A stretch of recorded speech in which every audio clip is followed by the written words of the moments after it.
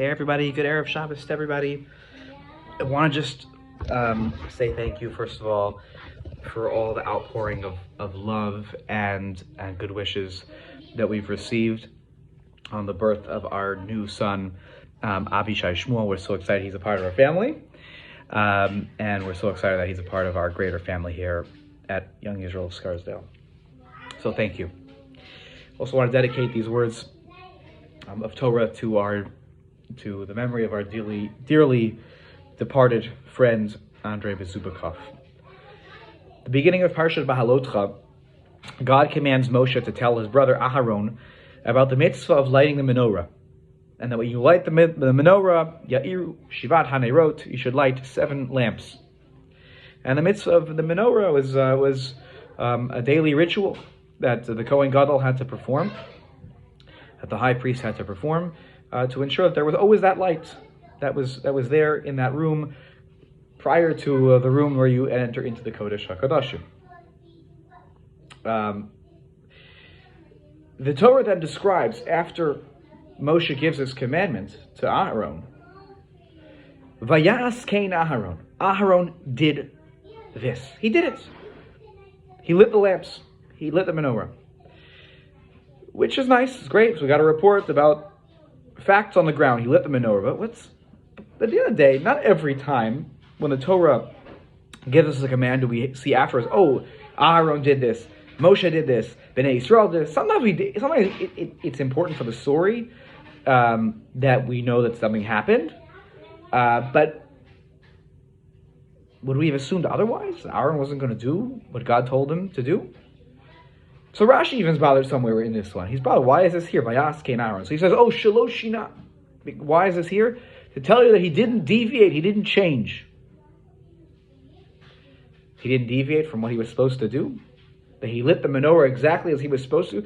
This is the praiseworthy thing of Aharon. I mean, in the job description of Kohen Gadol, I imagine that when they put, the job description together, somewhere in there it says, under qualifications, it says, able to follow God's commandments exactly as given. I mean, you're the Kohen Gadol. We have such low expectations for Aaron. Of course he did it. Of course he didn't deviate. So the Sfas Emes says that that's not the way to understand Rashi. That there's a deeper explanation, but that fits with the pshat of Rashi, and I think the pshat of the pasuk, the simple understanding of the pasuk and of Rashi. And that is, what does it mean he didn't deviate? Aharon did not deviate from the fervor and the excitement and the attitude that he had the first time that he lit the menorah. That his kavanah, his intention, and his spirit was exactly the same on the first time, the 50th time, and the 100th time that he lit the menorah. As the Sfas Emes notes, human nature is that the first time we do something, it's exciting, it's new. And then if we do the same thing over and over again, if it's rote, okay, it loses its excitement. And Aharon was able to capture that excitement from the first time, every time. That's what the Torah is trying to teach us. It was how he did the mitzvah. Not the procedurally how he did it, but like the spirit with which he did it, which was with excitement and fervor every single time that he lit that menorah. Now, what troubles me is how did he do that? How did he have that mentality to do that? And I believe that what his success is because Aaron was an Ohev Shalom v'Rodev Shalom. He sought peace with people, pursued peace with people. He wanted to invest in relationships with other people. People loved Aharon. That's what made him so unique and so special. So every time he went to go do something rote, he was doing it on behalf of the Jewish people. He would probably, I imagine him almost like saying hi to all the other Kohanim who were working that day in the Mishkan.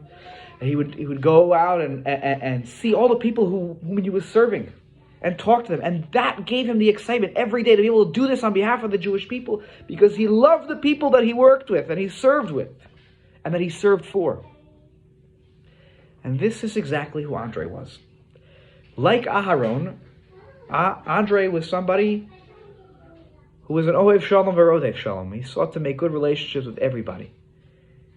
A smile on his face, excitement every day he came to Young Israel of Scarsdale. The way I imagine Aharon with his excitement of lighting that menorah every single day. Even though it was rote, Andrei would do the same thing sometimes every day, weekly, monthly, every holiday. It was all mapped out how everything had to be done. And yet, he found excitement in it because he loved the people that he worked with. He loved the people that he served. And he created relationships with all of them. Meaningful, lasting relationships with all of us. And this is a vital lesson for us to learn that God was trying to teach us through Aharon, by putting it in the Torah, and that Andrei taught us here in our community. Is that if we want to make our life enriched, we need to make sure we invest in the people around us. Smile at them. Show them love. Show them care. When you do this, you live a life that's filled with positivity, with joy, with love, and it's enriching. It's inspiring. And this is what Andrei did for us. He inspired us to live a life like this. Not just to go through the motions of life, living the road. Okay, we have to do sometimes many of the things that often over and over and over again, day by day. But the difference is the attitude we bring to it. Are we going to talk to the people around us who are with us at work, or who we're serving, who we're helping, and with a smile on our face? And we can do the same thing with a smile while we do it. It makes all the difference. And I hope we all learn this lesson from him. This lasting lesson is to invest in people around us. Please God, if we do that, we'll live lives that are as inspirational as Andrei. His life was cut down way too short, but he made a lot of people. He made a difference in a lot of people's lives in those short years. We only wish we could have had him for more, but we are blessed that we had him. May his memory always be a blessing to his family, to his friends, to his community, and to all those who he touched. Shabbat Shalom.